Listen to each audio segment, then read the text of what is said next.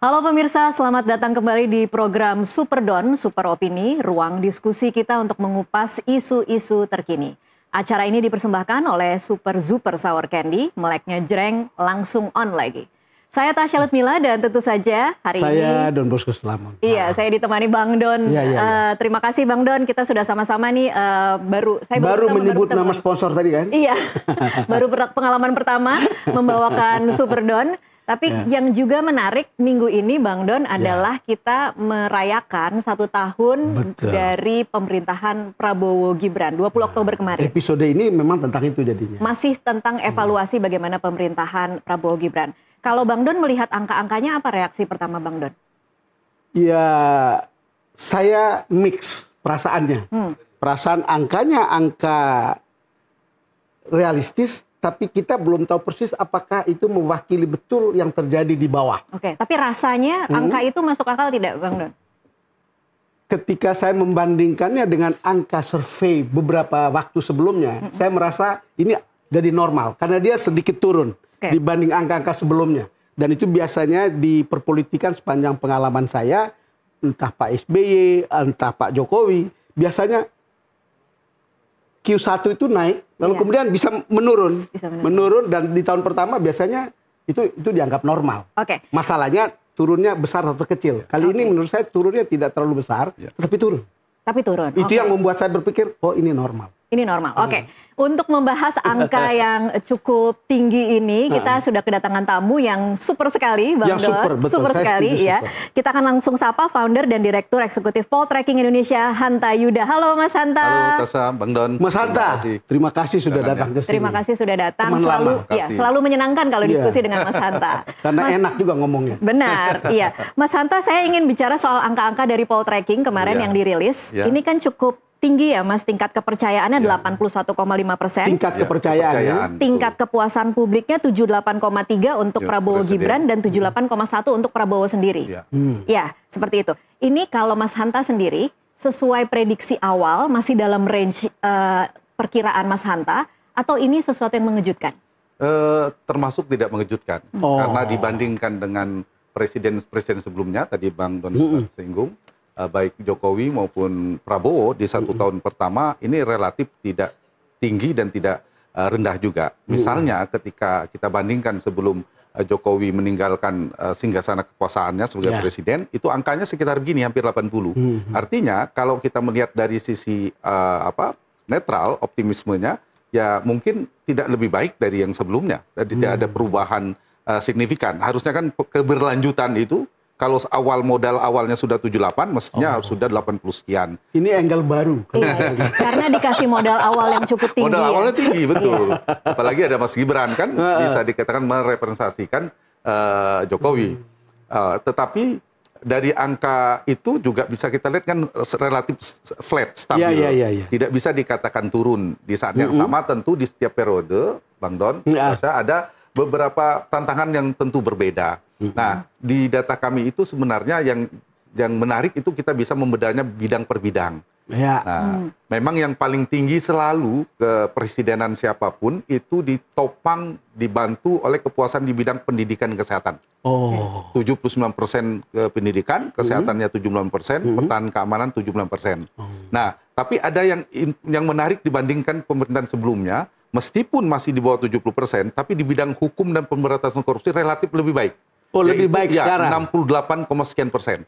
Dulu di bawahnya sampai mendekati angka 60 ke bawah.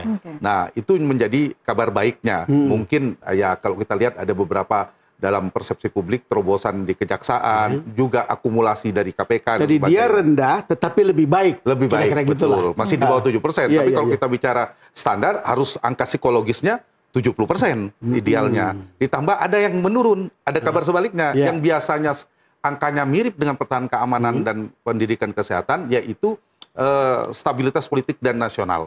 Itu mungkin ada efek demonstrasi kerusuhan di bulan Agustus yang lalu. Itu ada dampak. Nah, yang ini satu, yang sama, tapi saya melihat tidak ada relatif tidak ada peningkatan ya, yaitu di bidang ekonomi, Bang Don. Dan itu yang menjadi catatan sangat menarik. Betul sekali. Hanya 57% tingkat kepuasannya. Jadi di bawah 60. Memang kalau didalami, problem di bidang ekonomi inilah yang paling besar, terutama soal misalnya kemampuan untuk mengendalikan harga kebutuhan pokok, menyediakan lapangan pekerjaan baru, karena daya beli masyarakat dan sebagainya. Tapi secara umum ketika ditanyakan, karena gabungan sangat puas dan cukup puas, ada jawaban moderat, itu di angka 78,1%. Nah, saya mau masuk ke situ. Saya mau tanya itu juga, kamu tanya aja. Iya, tadi kita sudah diskusi. Saya diskusi dengan Bang Don. Ya. Menarik bagaimana survei dari Poltreking, Mas Hanta, itu memotret 81,5% itu tingkat kepercayaan, 78,3% itu tingkat kepuasan. Tapi kalau dilihat lebih detail lagi, ternyata di tingkat kepuasan itu cuma 68,6% yang mengatakan cukup puas. Sementara yang sangat puas itu hanya 9,7%. Nah, kalau kemudian kita membaca ini dari psikologi masyarakat Indonesia, misalnya Mas Hanta, kan kita tahu ya, mungkin masyarakat Indonesia kita tidak terlalu suka komplain, begini saja cukup. Kalau Anda melihatnya seperti tidak demanding gitulah. Iya, betul. Nah, coba, saya rasa publik perlu tahu bacaan itu, Tash. Iya, memang publik Indonesia itu biasanya jawabannya relatif moderat. Dia moderat, karena beda kalau misalnya, tapi itu standar yang kita bikin secara metodologi, memungkinkan orang untuk memberi jawaban yang lebih strong, mantap, sangat puas, itu penting dilihat. Kalau melihat dari sisi misalnya elektabilitas, ini strong votersnya, di sini pendukung utamanya. Ini sangat puas, sekitar hampir 10%. Nah, ini memang pendukung. Bisa dikatakan gimana pun kondisinya dia stabil. Tapi jangan lupa angkanya besar di yang jawaban moderat 68% tadi. Nah, ini saya kira yang paling ideal itu sangat puasnya paling banyak. Nah, kalau kita melihat sini, maka bisa dibaca jawabannya itu tingkat kepuasannya pada level moderat. Moderat itu dalam makna standar ya, karena misalnya kami dalami di survei itu, Bang Don, Tasya, yang pertama, apa sih alasan puasnya? Kita dalami itu, ada beberapa pertanyaan. Nah, itu yang ada faktor personality presiden, ada faktor program prioritasnya, kemudian juga ada faktor program populisnya seperti apa dan terobosan. Itu yang kemudian Mas Hanta highlight sebagai 5 alasan tertinggi mengapa kinerja Prabowo diapresiasi. Ini mungkin biar publik yang menonton juga tahu. Jadi 22,9% itu karena berani. 13,4% bantuan sosial dianggap bermanfaat, 11,4% dianggap dekat dengan rakyat dan membela kepentingan rakyat kecil, 9,2% penegakan hukum, 8,5% MBG. Nah, angka-angka ini tuh sebenarnya Mas Hanta, persepsi publik terhadap Prabowo kah sendiri atau terhadap pemerintahannya? Pemerintahan secara umum, pemerintahan. Untuk Pak Prabowo-nya ada juga khusus mengapa puas dengan Prabowo, ada grafiknya. Secara pemerintahan juga ada grafisnya. Tetapi untuk pemerintahan secara umum, faktornya memang ada beberapa faktor. Ada faktor personality Pak Prabowo, karena dianggap pemimpinan yang tegas dan berani, tadi seperti yang saya sampaikan.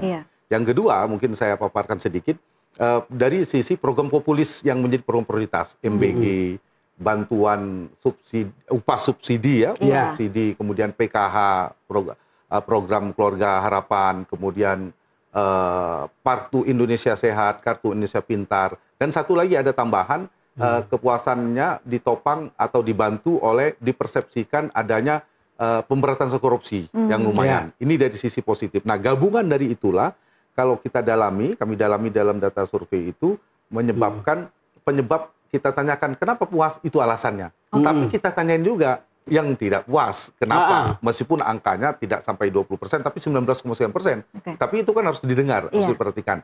Angkanya karena dianggap ekonomi belum stabil. Itu satu. Lagi-lagi faktor ekonomi.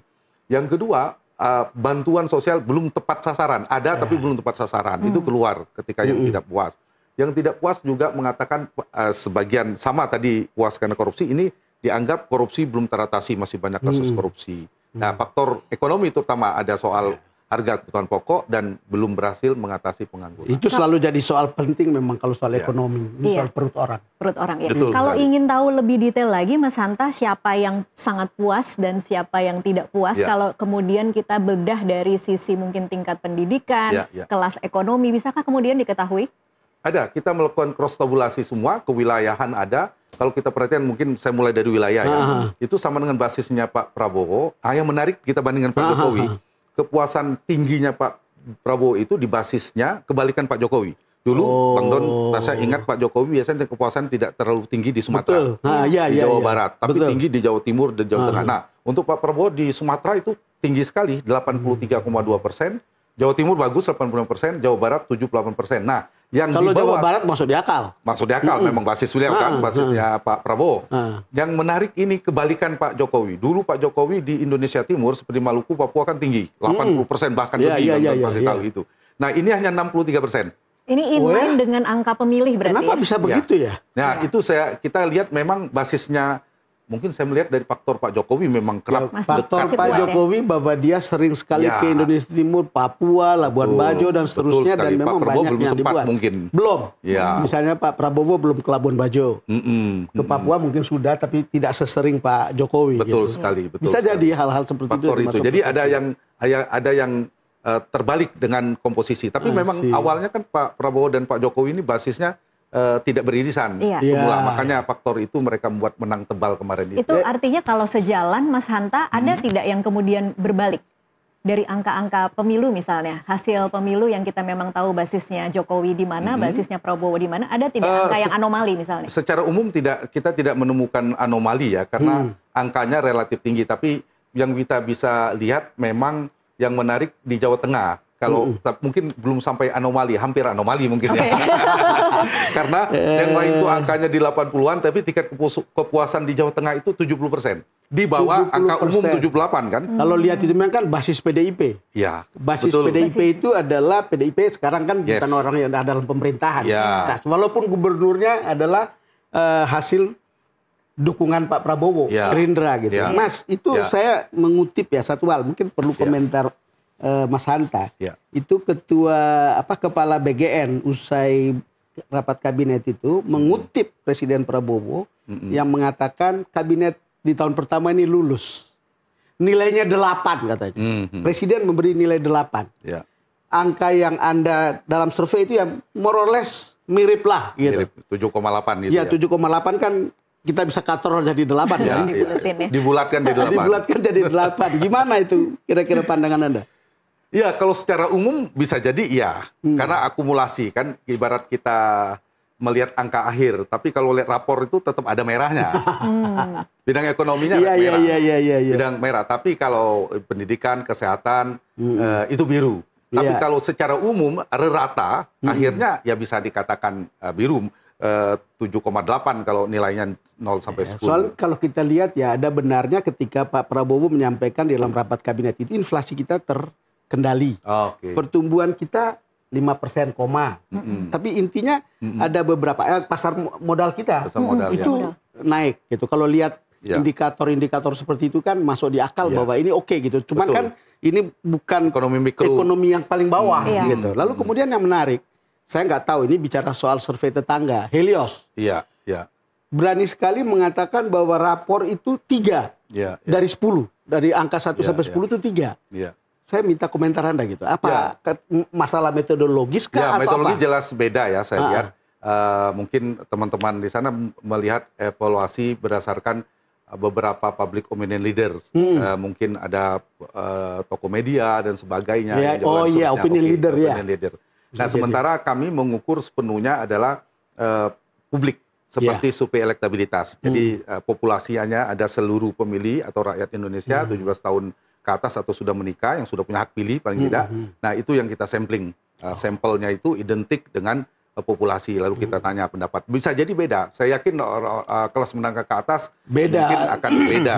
Misalnya kami punya data aja, kalau tingkat kepuasan dari ormas saja yang terasosiasi, saat ini jomplang ini, NU itu tingkat kepuasannya 79,2%, hampir 80, melampaui rata-rata, yang merasa terasosiasi terhadap NU. Tapi Muhammadiyah itu tingkat kepuasannya 52,2%.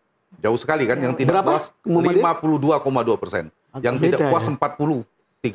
Kan jauh itu. Jauh. Kalau lihat basis NU oke nih. Menengah atas dan menengah bawah ya, kira-kira salah satu. Dari sisi usia juga kita punya data, generasi X itu di atas 80%, tapi Gen Z itu hanya 73%.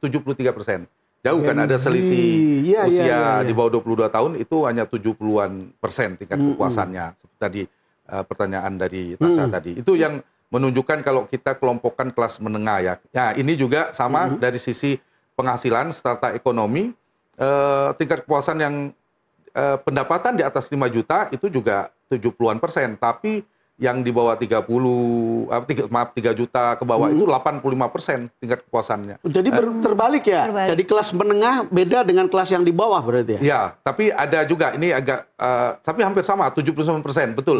Jadi semakin ke atas, benar bisa Semakin tidak dibaca, ya bisa dikatakan demikian. Seperti itu bisa kan ya, sederhana. Semakin tidak Oke, puas. baik, kita Sebelumnya gue potong satu lagi. Ini kan cerita orang bicara, oh berarti masih ada euforia dan bulan madu. Ya, benar. Honeymoon kan antara Tapi ini publik habis ini dengan udah habis, nggak ada Itu tahun kira-kira apa, madu, Bu? tidak ada. Iya, pembahasan makin seru nih, tapi kita harus break dulu sambil menikmati permen Super Super Sour Candy, meleknya jreng langsung on lagi. Pemirsa tetaplah bersama kami akan kembali usai jeda.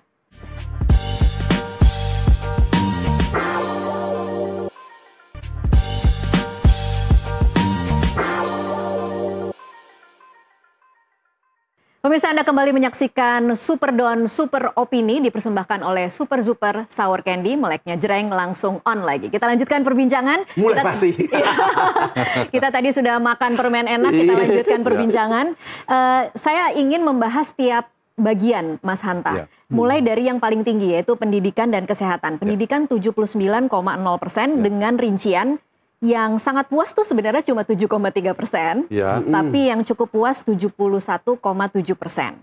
Ini kan padahal ada catatan ya Mas Hanta, ada MBG yang punya banyak sorotan tentang bukan cuma kasus keracunannya, tapi juga transparansi bagaimana pengelolaannya. Ini bagaimana menjelaskannya dengan sekian banyak kasus, tetapi pendidikan ternyata masih jadi level tertinggi kepuasan masyarakat.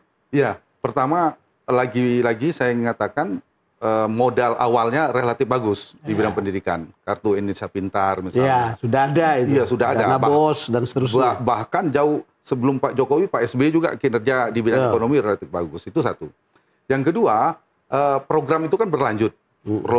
Program itu berlanjut sehingga publik masih mendapatkan persepsi di bidang itu relatif positif. Jadi kalau lihat keberlanjutan ini lebih masuk ke akal ya? Masuk di akal. Idealnya begini mestinya. Di bidang ekonomi yang tidak gitu, yang hampir sama juga.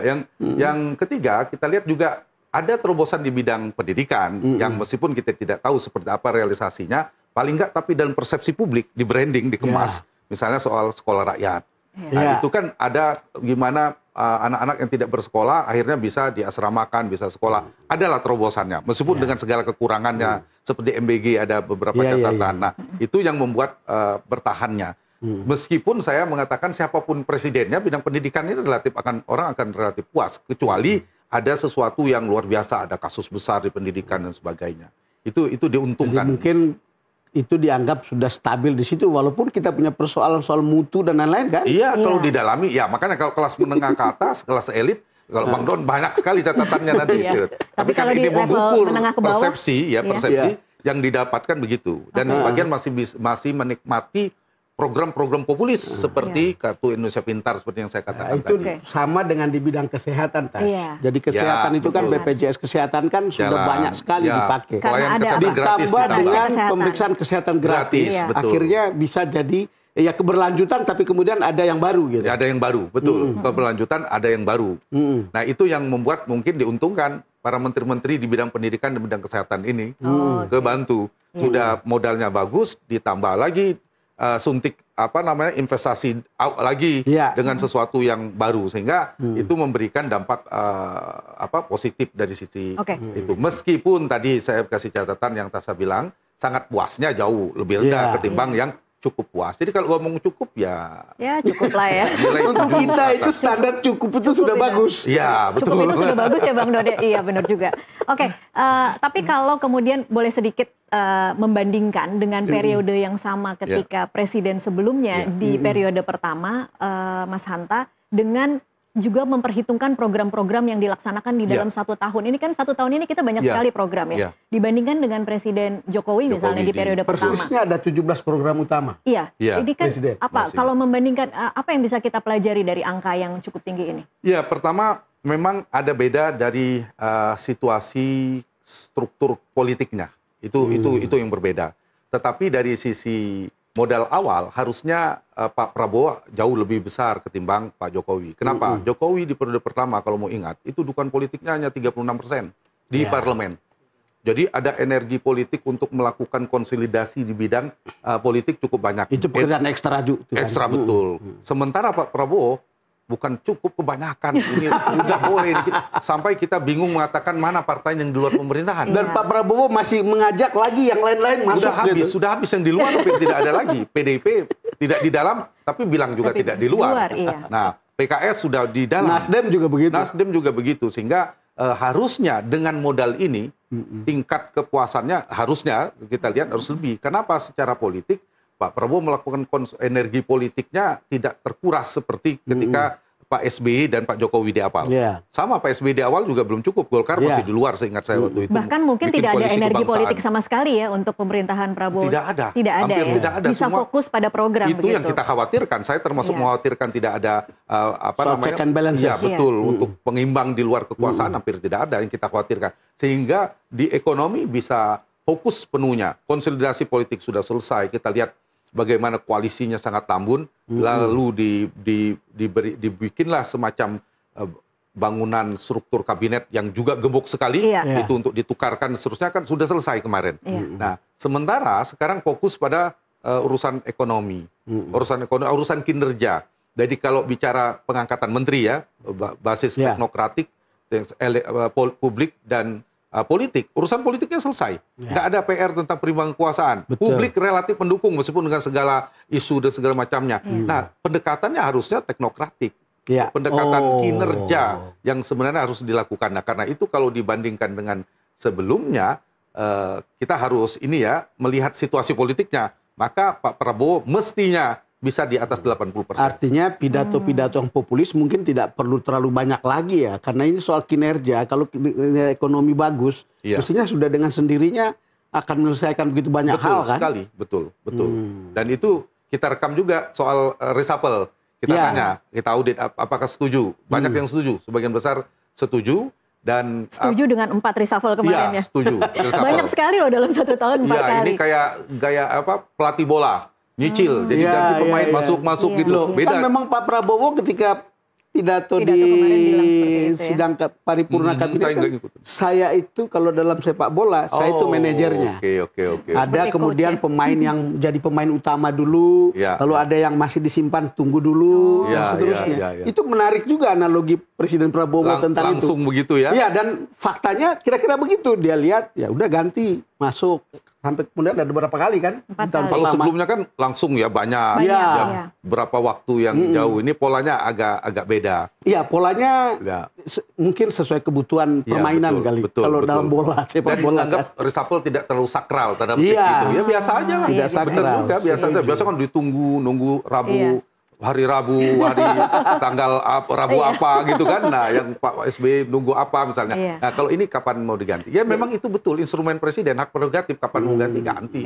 Secara konstitusional. Dari berbagai survei itu, Mas, ada data kah? Misalnya begini, ada menteri yang bagus sekali, ada yang di tengah-tengah, ada yang di bawah levelnya. Karena saya baca dibilang bahwa ada orang yang kerjanya di tengah-tengah saja, biasa saja, tapi itu sentimennya positif begitu. Ada apa sebetulnya? Iya, sebelum ke sana tadi saya lihat data ada kalau ada reshuffle lagi setuju nggak? Itu setuju. Basisnya apa? Publik itu panjang grafiknya tinggi sekali. Alasan kenapa reshuffle karena dianggap kurang memuaskan kinerjanya. Jadi soal kinerja basisnya. Soal kinerja. Nah, masuk ke situ tadi persis yang disampaikan ditanyakan oleh Bang Don. Memang pilihan begini, ada 3 kelompok. Ada yang sentimen positif. Itu mungkin paling puncak top. Kemudian ada yang sentimen negatif. Nah, yang tiga biasa ini relatif aman ini. Aman kenapa dia aman? Aman karena dia tidak ada sentimen negatifnya, tidak ada bikin sesuatu yang blunder, tidak ada sesuatu yang bombastis, tidak ada yang negatif, sehingga dia anggap adem-adem saja. Tidak bisa dikatakan seperti diskusi di teman-teman saya bilang, kalau mau aman nggak usah kerja aja. Harusnya saya kira nggak begitu ya. Kalau itu pembandingnya, saya hampir harus menyebut nama ini. Ada yang sangat negatif ya nama-nama. Kalau itu pembandingnya benar menurut Bang Don. Tapi kalau dibandingkan seperti dia harus bertarung dengan nama, kalau di data kami ada Menteri Agama, ada Mas AHY, Menko, itu mereka tidak bisa yang diam-diam Iya. jauh di bawah mereka. Oh iya, tapi itu ada- common sense kita tahu ada yang diam tapi kerja. Iya Kan betul. gitu. Terlepas dengan yang kerja, yang dilihat publik itu kan di data kami yang saya sebutkan nama yang positif dulu ini. Iya. Kemudian ada Menteri Agama, ada Erick Thohir, ada Purbaya, itu kelihatan kan di Purbaya media Purbaya. lagi Kemudian ada AHY, ada Menteri Kesehatan, itu kelihatan pergerakannya. Ada termasuk Zulkifli Hasan sering bicara pangan, kemudian Teddy Seskap, kemudian Jaksa Agung. Nah, itu yang sering muncul di media terukur relatif positif. Tapi yang seperti Bang Don bilang artinya juga, sentimen dan kinerja itu sejalan, kira-kira sejalan. gitulah. Ada yang tidak sejalan. Yang tidak sejalan itu mungkin bias popularitas. bias. Oh, Ya, oke. mungkin Ada juga Siapa tuh rupanya misalnya, Mas bias Hanta? popularitas. Siapa tuh yang bias popularitas? bias popularitas itu bisa jadi orangnya populer, tetapi dia tidak ada isu negatifnya, yang itu Bang Don Iya, bilang. ya. Nah, dia akan berada di agak atas. Hmm. Ya, karena dikenal, dianggap positif lah. Orang Indonesia kan karakternya pemaaf, Iya. moderat tadi, tanda petik pendek ingatan itu, ya Iya. kalau orang salah lupa lagi. Lupa. Cepat Iya. lupa. Pemaaf lah, jangan pendek ingatan. Saya rela. Pemaaf. Mas Hanta. Mas Hanta, tapi kalau bicara soal pertanyaan bidang mana yang perlu di reshuffle, ini ada 3 yang paling tinggi tuh Ya, Saya ekonomi, mau cari tahu namanya. ekonomi, hukum HAM, imigrasi dan pemasyarakatan, dan bidang pangan. Itu 3 paling besar ya berarti? Ya. Ini artinya orang-orangnya kita bisa tahu dong ya? Ya, itu lagi-lagi itu adalah terkait yang paling dekat dengan urusan ekonomi ya. Iya. Oke. Makin ke bawah itu kan ngurus pendidikan, jadi diuntungkan. Iya. Yang bawah itu kan kita berbasis pada Kemenkoan, Menko. Iya, iya, Kemenkoan. Bukan Oke. menterinya ya, Iya, tapi iya. ke bidangnya. Bidang Nah, makin ke bawah itu nyambung dengan, kalau kita analisa, nyambung dengan kepuasan di bidang. Pendidikan paling sedikit respon publik mengatakan perlu diresapel. Coba dibuka PMK kalau nggak salah. Iya, Yang paling rendah PMK. Iya. sedikit. Yang paling tinggi kan urusan ekonomi, kedua pangan masih ada kaitannya, infrastruktur masih ada kaitan dengan ekonomi. Iya. Jadi kalau namanya Tasya ya 2. Jadi kalau ada kementerian di bidang itu, lalu isu negatifnya banyak, nah itu paling direkomendasikan oleh publik, bukan publiknya. Saya rasa ini dikasih ke Pak Prabowo supaya jadi bahan rapor. Oke. Sebenarnya kita bisa memprediksi ya nama-nama di mana isu Common sense kita mengatakan, iya. Jadi kalau sih. dibaca Pak Prabowo besok lagi reshuffle lagi nanti jangan-jangan ya. Oke, kita bicara Bang Don soal nanti yang sampaikan. Kita bicara soal ada beberapa yang tadi kita kembali lagi ke depan, Mas Hanta, soal pertahanan keamanan 75,5%, ini ketinggi tertiga ya. Iya betul sekali. Kepuasan masyarakat. Betul. Padahal kan sebenarnya ada perluasan peran militer yang kemarin sempat juga jadi isu yang cukup panas ya. Nah isunya lagi-lagi Elit ya. yes. Jadi Iya, masyarakat betul. tidak terlalu terpengaruh. Tidak terlalu terpengaruh. Oke. Tidak terlalu terpengaruh. Kalau soal hukum dan pemberantasan korupsi, Kebetulan itu turun ya, nggak terlalu tinggi kan? Nggak terlalu tinggi, Nggak betul. terlalu Bang Don tinggi, hafal betul Nggak dibanding terlalu tinggi. sebelum-sebelum kan. Karena itu sudah soal lama, Mas. Iya. Apa Iya. sebetulnya yang terjadi Bisa kalau dari 80-an%. survei? Yang stabil itu ekonomi, pendidikan dan kesehatan. Itu stabil, Iya. selalu tinggi. Pertahanan keamanan agak turun sedikit. Iya. Kemudian tadi stabilitas politik juga nggak pernah di bawah 70% kita. Iya. Stabilitas nasional. Ya mungkin efek Agustus yang lalu. Agustus, ya. Nah, tapi kita harus mengatakan objektif, ada kenaikan di bidang hukum. Betul. Hukum itu selalu rendah. Nah, sekarang hampir mendekati angka 70%. Dan itu sebetulnya analisanya? dibantu. Apakah betul karena dibantu oleh kinerja kejaksaan yang Kejaksaan menangkap Agung, ya. para Saya ingin koruptor mengatakan besar? itu, betul sekali. Dan itu kan di dalam rekaman publik cukup sering kan di Iya, media, iya, di media iya. sosial. Faktor itu. meskipun faktor satu kejaksaan. Dan wamennya jadi tersangka. ya, Ya kan? tapi faktor kejaksaan kemarin kan kita lihat Iya. penyerahan aset berapa triliun, Pak Prabowo dilihatkan ke sana uangnya. untuk show off bahwa ini loh kita sudah ini. Dan itu kan baru ya, tanda petik yang agak susah ketika publik melihat persoalan hukum ini kan susah. Dulu memang di KPK, Iya. kejaksaan jarang. Iya, iya, betul. Sekarang kejaksaan Itu betul-betul jujur hebat dikatakan, kejaksaan sekarang. Nah, begitu. Faktor kejaksaan menyumbang tingkat kepuasan di bidang hukum. Oh, Di itu bidang yang hukum. membuat dia lebih naik sedikit Iya, ya. itu harusnya dilakukan oleh pemerintah. Jadi ini yang menarik ya, Iya. Bang Don yang ini ahli-ahli orang-orang komunikasi, orang media.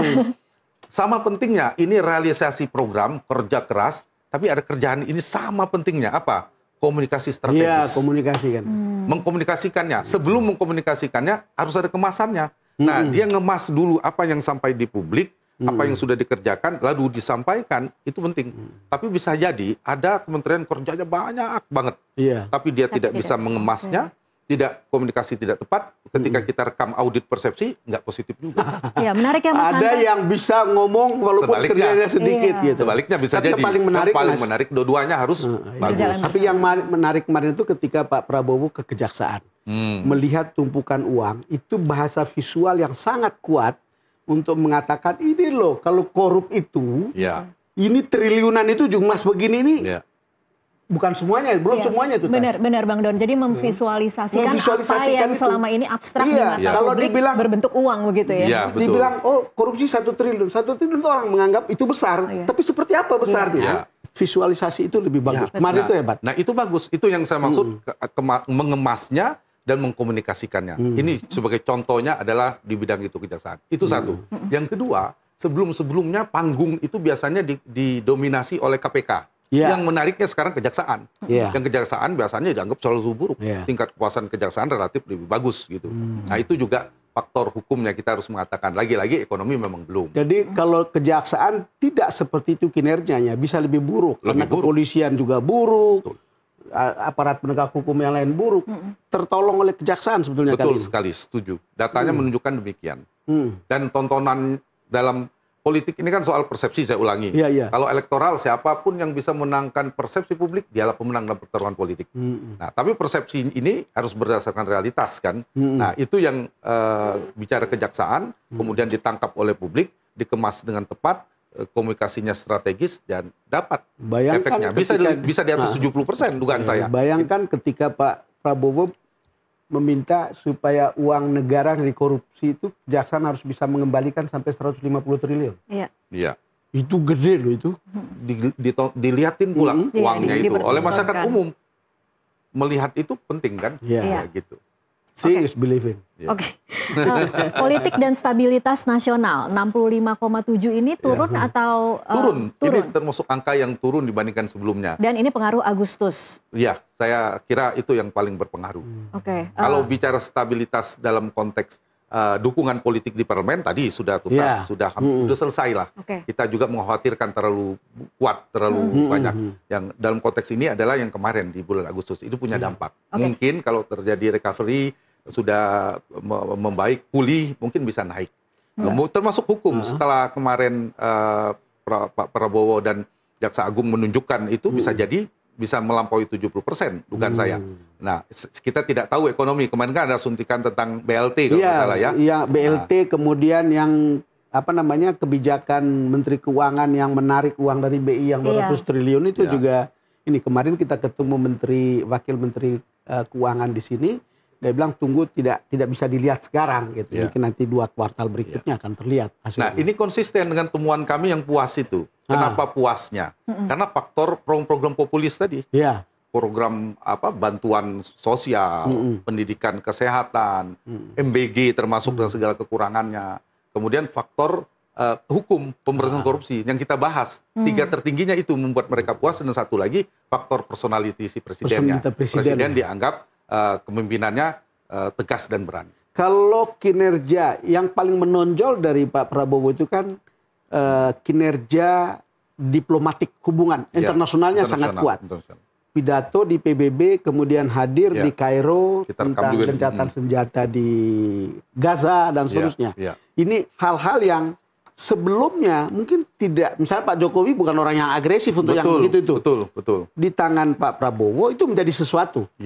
Gimana disurvei? Itu positif, kita tanyakan publik. Tapi lagi-lagi saya melihat itu memberikan sumbangan, tapi tidak sekuat yang program populis untuk menyentuh masyarakat menengah ke bawah.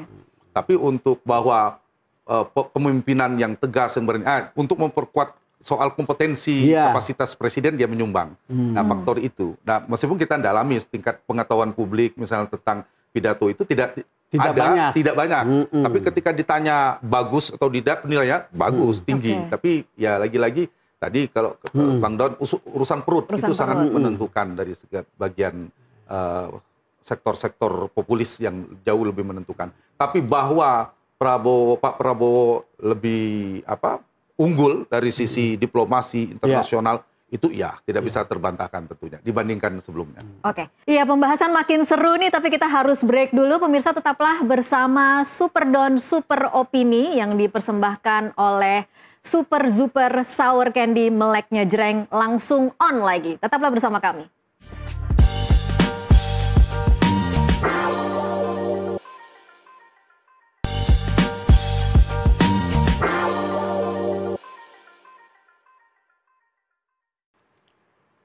Pemirsa, terima kasih Anda masih terus menyaksikan Super Don Super Opini dipersembahkan oleh Super Zuper Sour Candy meleknya jreng langsung on lagi. Kita lanjutkan perbincangan, ini segmen terakhir, tapi kita masih punya banyak waktu untuk berdiskusi. Saya ingin kembali lagi ke Mas Hanta soal demokrasi, politik, dan juga stabilitas nasional.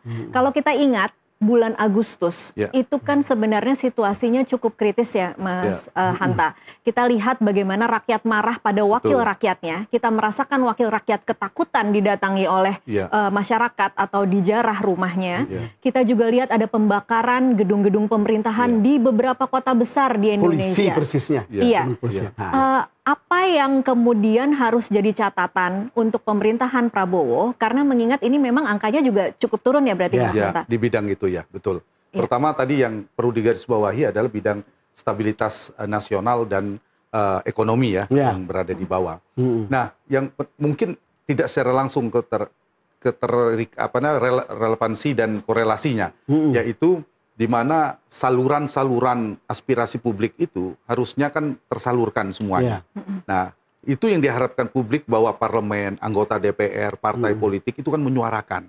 Saya tarik dulu, mungkin tidak secara langsung.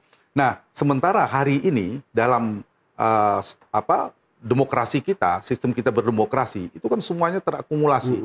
Kita pengen demokrasi presidensialisme kita itu kan efektif. Efektif itu antara eksekutif legislatifnya berimbang. Ya, dia mayoritas, tapi mayoritas sederhana, pas terbatas. Ini ada super ini, super mayoritas, sangat super ini. Karena hampir 100%, bisa 100% dukungan parlemennya. Itu kan tidak ada. Hampir tidak ada kita mendengar aspirasi itu disampaikan oleh partai politik. Keluhan dari publik, dari masyarakat. Tidak ada saluran-saluran itu tidak muncul. Jadi seperti api dalam sekam. Artinya Mas Hanta, berarti dengan kondisi seperti ini seharusnya salah satu parpol mengambil peran itu? Iya, itu terus sedikit salah satu parpol. Tapi kita berharap PD Perjuangan itu betul-betul mengambil peran itu, dan saya yakin akan panen nanti di pemilu mendatang. Itu tidak ada. Atau PKS atau Partai Nasdem. Nah, tiga ini misalnya berada di luar pemerintahan, karena kalah di Pilpres, harusnya di luar. Itu lain ceritanya. Karena publik mendapatkan tontonan, banyak yang mengeluarkan unek-uneknya itu dan seterusnya. Nggak ada dua hal, Mas. Demokrasi itu tetap keluar, tetapi sekarang kan lewat media sosial. Orang masuk ke situ, tapi itu kan susah membedakan antara voice dan noise. Dan kita berharap sebetulnya lewat partai politik. Seharusnya. Atau lewat DPR. Tetapi itu kan tidak kelihatan sekarang ini. Maka ketidakpuasan Agustus menyasar ke mereka, itu sangat bisa diterima atau masuk di akal.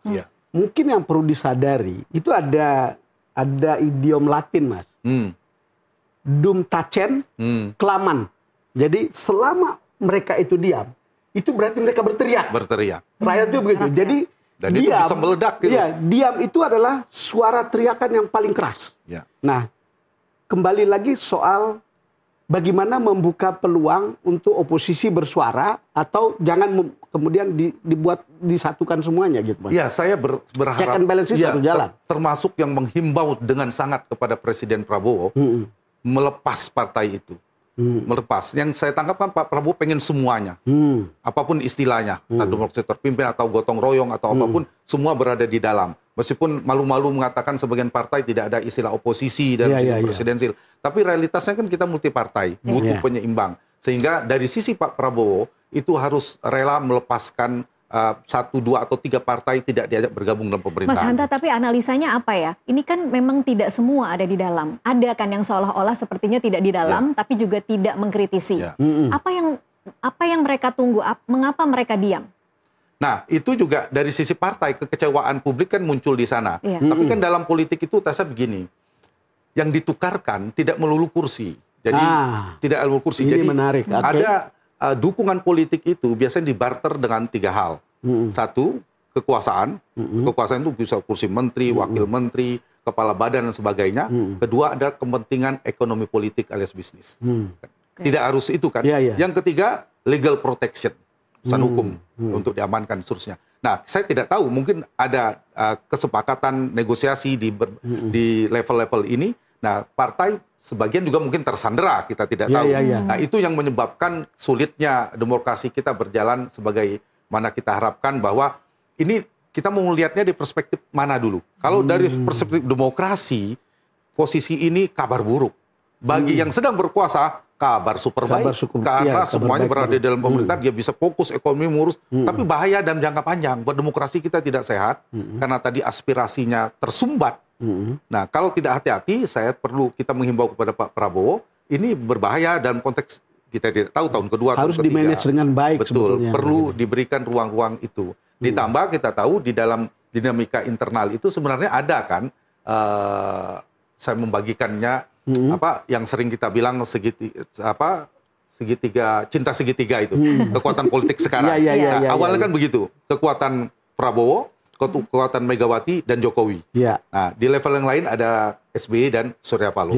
Nah, ini dinamika ini, dugaan saya, analisis ini Bang Don, Tasya, akan menguat nanti mendekati pemilu. Nanti akan keluar, orang akan menunggu, mungkin ada urusan ekonomi politik dulu, sekarang ini dan sebagainya. Tetapi nanti 2 tahun menjelang pemilu, pertumbukan antar faksi kekuatan politik ini akan ketemu, nanti akan kelihatan. Tapi nanti di ujung-ujung mendekati ujung-ujung. Nah, itu kalau tidak di-manage dengan baik, satu sisi ada dinamika ini, sisi yang lain ada dinamika di publik, ini agak berbahaya.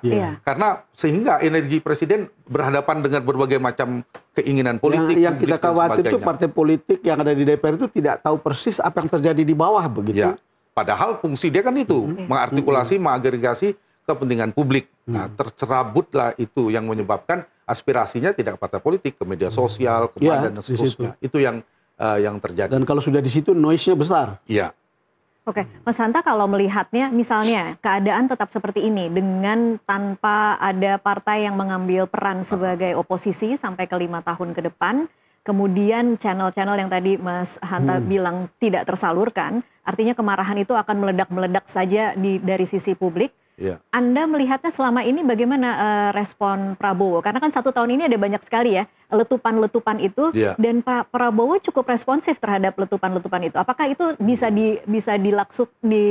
dilanjutkan sampai 5 tahun? Jadi tidak perlu ada parpol yang menjadi channel, tapi publik saja yang kemudian bereaksi dan Pak Prabowo akan menanggapi. Iya, kita nanyain juga apakah pemerintah dianggap kurang serius merespon demonstrasi kemarin, salah satunya. Ada ketidakpuasan di dalam data kami menyelesaikan itu. Nah, lagi-lagi kalau konteksnya dalam perspektif Pak Prabowo yang sedang berkuasa, pasti ini dia menguntungkan dalam jangka pendek. Jangka pendek. Kenapa? Bisa fokus secara ekonomi, fokus pembangunan. Tapi jangka panjangnya, lagi-lagi saya tekankan, ini agak berbahaya. Agak berbahaya dalam konteks saluran itu. Nah, saya melihat Pak Prabowo 2 hal catatan saya. 1, obatnya itu, penangkalnya. 1, program populisnya dimaksimalkan, kita lihat. Karena masyarakat menengah ke bawah kan tidak terlalu bermasalah dalam perspektif ini. Yang menjadi riuh itu kan yang menengah kelas menengah ke atas. Itu yang dilakukan oleh Pak Prabowo. Bagaimana membuat situasi relatif stabil. Memberikan program-program populis kepada masyarakat dan seterusnya. Itu yang saya kira menjadi andalan. Jadi meskipun panas dan gaduh di tengah, tapi itu tidak akan terlalu membuat pergolakan ya berarti Mas Hanta? Kenapa kita perlu menanyakan ini, Tas? Problemnya itu kan kita coming out of nowhere. Yang di Nepal itu loh. Kejadiannya itu contoh bagaimana itu suatu meledak, dan pemicunya itu karena seluruh saluran sosial media digital itu ditutup.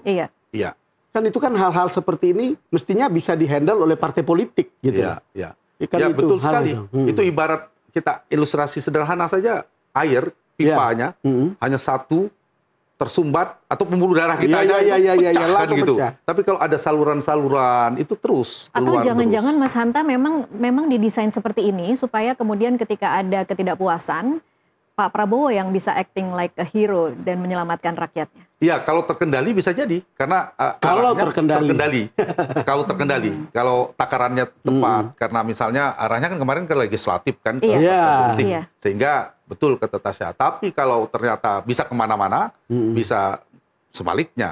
Nah, itu yang saya kira perlu diantisipasi. Hal yang kedua, saya lanjutkan tadi, kita khawatir Pak Prabowo tidak mendapatkan informasi realitas yang utuh. Itu juga penting, di mana situasi itu harus dihadapi. Saya melihat pendekatannya kan tadi kita melihat menengah ke atas, menengah ke bawah. Menengah ke atas, menengah ke bawah tadi kan diselesaikan dengan BLT, dengan program populis. Nah, program relatif yang menengah ke atas ini kelompok masyarakat ini harus diperhatikan juga. Nah, ini yang saya kira program-programnya belum tersentuh. Soal demokrasi, soal penyeimbang kekuasaan dan persoalan stabilitas nasional dalam konteks elit itu juga perlu diperhatikan. Ya, ketika Mas Hanta bicara minta perhatian Presiden Prabowo tentang demokrasi ini, itu menjadi menarik. Dan bagi saya adalah orang yang sangat yakin Pak Prabowo dewasa ini adalah yang sudah diuji dalam proses demokrasi yang bertahun-tahun beberapa kali kalah, lalu kemudian beberapa kali dibully, tapi dia tetap oke gitu. Artinya sebetulnya tidak ada alasan untuk membuat partai itu disatukan. Biarkan saja orang berteriak atau bersuara di luar sana, itu bagian dari demokrasi sebetulnya, Mas. Iya, setuju. Harusnya begitu. Tidak perlu khawatir. Kita lihat fenomena itu betul. Poinnya itu. Fenomena di era Pak SBY, di Pak Jokowi. Itu kekhawatiran terserimpung dengan manuver partai politik. Nggak kejadian. Mau angket segala macam nggak ada. Nggak ada. Tapi paling tidak tersalurkan ke, kita lihat dulu di era Pak SBY ada koalisi kebangsaan, Bang Doni, betul. Golkar dan PD Perjuangan menyatu. Itu kan publik agak diam, ya udahlah mereka aja lah yang menyalurkan gini. Ini tidak ada, dianggap itu kan persekongkolan akhirnya. Nah, kemudian di era Pak Jokowi juga begitu di awal-awal nah, sehingga tersalurkan. Jadi demokrasi itu efektif itu sama-sama relatif bisa menyeimbangkan. Yang kalau terlalu kuat legislatifnya seperti era Gus Dur, polanya konfrontatif, nggak bisa kerja, sebentar diserang. Tapi kalau eksekutif yang kuat itu cenderung kolutif. Jadi efektif kalau terkuat eksekutif kolutif, di sini konfrontatif. Yang ideal itu kan efektif. Nah, kita menghindari jangan sampai cenderung kolutif dalam makna politik. Nah, kalau itu yang terjadi, sekarang masih terbelah, Agustus masih di arahnya legislatif. Kan kita tidak tahu ke depannya seperti apa dan seterusnya. Nah, itu yang saya kira Pak Prabowo membuka keran-keran sumbatan-sumbatan aspirasi publik baik di level menengah bawah maupun para menengah ke atas, opinion leaders dan seterusnya. Gitu. Oke. Tapi kalau mendengar penjelasan ini ya tadi, menurut saya cukup menarik juga bagaimana melihat Pak Prabowo itu bisa memisahkan diri ya, sehingga kemudian persepsi itu tidak negatif ke dia, tetapi kemudian mungkin masyarakat cukup tahu. Menarik. Bahkan ke Jokowi sekarang ketimbang ke Pak Prabowo, ke mantan, baru ini yang terjadi. Ini baru terjadi ya, belum pernah kita mengalami seperti ini. Tapi nggak enak juga kalau Pak Prabowo jadi mantan, jangan sampai. Jangan sampai. Betul, setuju saya itu.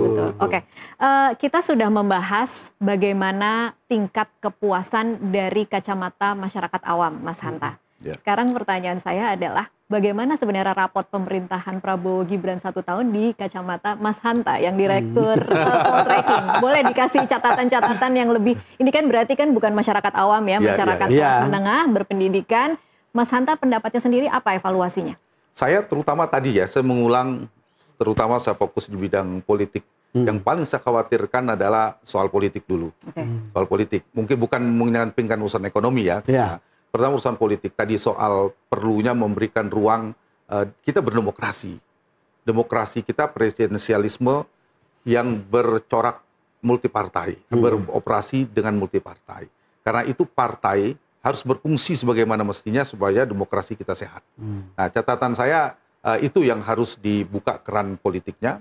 Yang kedua, di bidang ekonomi, saya sejalan dengan hasil data ini, rapot terburuknya berada di ekonomi. Nah, cuma catatan saya, antara realisasi dan komunikasi publiknya, ada sebagian realisasinya relatif sudah bagus, tapi belum dikemas dengan baik, kemudian belum komunikasikan dengan strategis.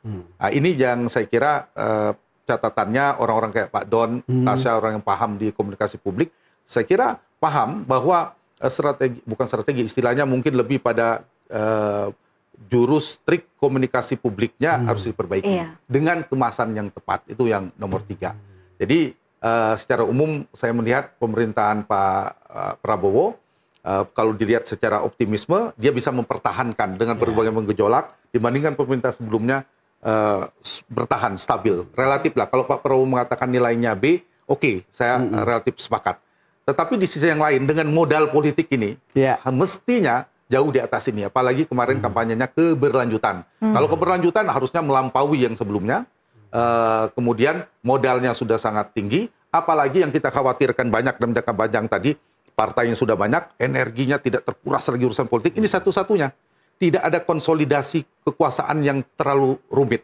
Kalau di era SBY agak rumit Pak SBY. Oh iya, rumit betul. Mohon maaf, ada wapres. Periode pertama juga pusing karena partainya periode pertama yang saya maksud. Apalagi ada Pak JK.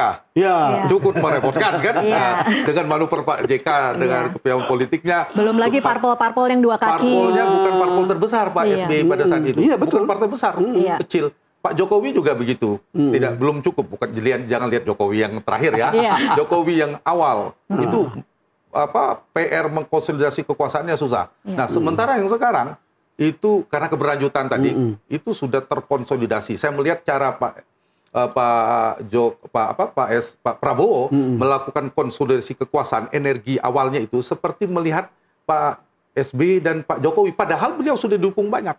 Jadi akhirnya menurut saya ini dosisnya berlebihan. Pak Prabowo kalau overdosis kan bahaya. Di politik overdosis. Pak Prabowo ini tidak hanya mengkonsolidasikan semua partai politik, tapi juga semua mantan presiden. Ya, hebat kan? Betul sekali. Sekaligus kepiawaian memanfaatkan situasi di mana kita tahu Pak mantan-mantan ini kan sekarang tidak bisa pertanyaan saya Mas Hanta, jangan-jangan bukan persoalannya pada Pak Prabowo, Presiden Prabowo, tapi pada partai politik. Partai politik dan mantan-mantan tadi juga. Ya, dimanfaatkan, tanda petik ya, dalam makna positif, dimanfaatkan situasi itu. Termanfaatkan. Misalnya, kita ngomong mantan dulu. Ini kan Pak SBY, Ibu Mega, Pak Jokowi, ini kan segitiga yang tidak bisa bertemu. Betul. Tidak bisa. Ini karena itu, ini keluarlah Pak Prabowo hero di tengah itu. Kalau dulu kita lihat, Pak SBY sulit, terserimpung oleh manuver partai di awal. Ada Pak Abu Rizal Bakri, kita ingat dulu di Golkar. Wah, itu kencang sekali manuver, ada PKS. Kemudian kita bandingkan sedikit, PKS, Jokowi di periode awal, juga gitu. Ada aktor-aktor politiknya. Nah, sekarang, itu tidak ada aktor yang dominan. Pak Surya Paloh tidak sehebat, semanuver dulu. Pengendalinya tidak ada. Inilah kemenangan Pak Prabowo dalam konteks politik elit. Tidak ada satupun tokoh politik yang bisa bermanuver dominan. Nah, karena tidak ada yang kuat, maka saya bahkan Ibu Mega menjamin menentukan tidak akan mengganggu pemerintahannya. Itu komitmen yang mahal. Komitmen mahal. Iya, dan itulah membuat Pak Prabowo menjadi kunci bagi komunikasi semuanya, memanfaatkan situasi ini. Di saat yang sama, tadi partai politik juga. Nah, itulah yang membuat hati-hati godaan ini. Godaan bagi Pak Prabowo ini sudah terkonsolidasi, ini sudah terkonsolidasi. Nah, jangan lupa, ini kita berdemokrasi. Nah, demokrasi ini penting, jangan sampai tergoda karena semuanya tidak ada. Karena yang merepotkan itu adalah kalau partai politik itu adalah di tingkat elitnya, tapi kemudian bisa berbeda sekali dengan arus bawah. Kan itu kan yang tadi kita bilang tersumbat aspirasinya, yang ini kita khawatirkan sekarang tidak. Meskipun sudah ada kemarin Agustus, jangan sampai kita terulang. Meskipun arahnya masih ke legislatif. Nah, itu saya kira yang perlu diantisipasi. Meskipun arah masih ke legislatif, arahnya lebih kencang ke Pak Jokowi sebagai mantan. Nah, kita tidak tahu perkembangannya. Ini kan godaan kekuasaan. Saya mengistilahkan kegodaan bagi Pak Prabowo ini luar biasa. Ibarat makanan ini situasi yang enak semua ini. Banyak yang bisa kejadian unpredictable. Betul. Ada mantan yang dianggap begitu, ada situasi partai politik. Nah, saya kira sangat sekali bicaranya Mas Hanta. Mantan terus tadi yang disebut. Oke, ini pertanyaan terakhir. Nanti soalnya pertarungan putra para mantan presiden ingin jadi cawapresnya Prabowo ini. Iya, itu menarik, putra para mantan. Ada Gibran, ada AHY kan? Iya. Bang Don, ini saya dibisikin produser. Saya diminta bertanya juga ke Bang Don. Kira-kira prediksi dalam tahun kedua, tahun ketiga akan seperti apa dengan angka modal yang saat ini dimiliki oleh Prabowo? Ini menarik ya. Tadi kita buka bahwa bukan elektabilitas, kepuasan publik di masa tahun pertama Pak SBY maupun Pak Jokowi itu tidak sebesar Pak Prabowo. Betul. Tapi menarik ketika Mas Hanta mengatakan ini kan keberlanjutan. Dan saya rasa sesuai dengan pidato di rapat paripurnanya Pak Prabowo, ini kan masih banyak, dia sebagai manajer sepak bola, masih banyak menteri atau kabinet yang belum main. Gitu. Nanti akan ada pada waktunya, ya siapa yang jadi pemain, siapa yang mulai agak istirahat sedikit, dan seterusnya. Poin saya adalah, saya termasuk yang optimis tentang paling tidak stay di tempat ini gitu. Walaupun tentu orang berharap harus lebih baik, tetapi kondisi yang paling penting itu kan selalu ekonomi. Dan sekarang menjadi menarik ketika ada Menteri Keuangan yang baru, yang dari berbagai statementnya membuka harapan. Walaupun itu belum menjadi nyata. Sudah jadi netizen darling sekarang. Itu dia. Jadi kita berharap Denny Mulyadi mulai tergusur ini. Kita berharap semua itu akan menjadi kenyataan yang membuat hidup kita lebih baik. Masyarakat. Hidup masyarakat itu lebih baik. Dan Pak Prabowo pasti tahu itu. Mas Hanta, mungkin prediksi di tahun-tahun ke depan akan seperti apa? Ya, saya melihat peluangnya, saya sepakat dengan Bang Don. Saya termasuk yang optimis dengan situasi ini, karena ekonomi mungkin bisa lebih baik, karena didukung oleh stabilitas politik yang juga relatif lebih baik. Penegakan hukum juga positif. Lagi-lagi saya menggarisbawahi, dengan situasi ini tetap jangan lupa, jangan terlena, jangan tergoda dengan situasi ini. Tetap buka ruang kekuasaan. Demokrasi harus dikontrol, karena tidak baik, tidak sehat kalau demokrasi ada terlalu kuat di satu pusat kekuasaan. Sehingga legislatif harus diberdayakan. Saya kira ruang-ruang aspirasi yang tersumbat harus dibuka. Itu catatan saya. Yang lainnya saya relatif optimis. Baik. Terima kasih Mas Hanta untuk waktunya bersama kami. Mas Hanta, terima kasih ya. Terima kasih. Sering-sering kesini ya. Insya Allah. Hangat sekali. Sampai ketemu di program berikutnya. Pemirsa, demikianlah Superdon Super Opini yang dipersembahkan oleh Super Super Sour Candy. Meleknya jereng, langsung on. Saya Tasya Lutmila undur diri. Dan saya Don Bosco Slamet. Terima kasih atas perhatian Anda. Sampai jumpa.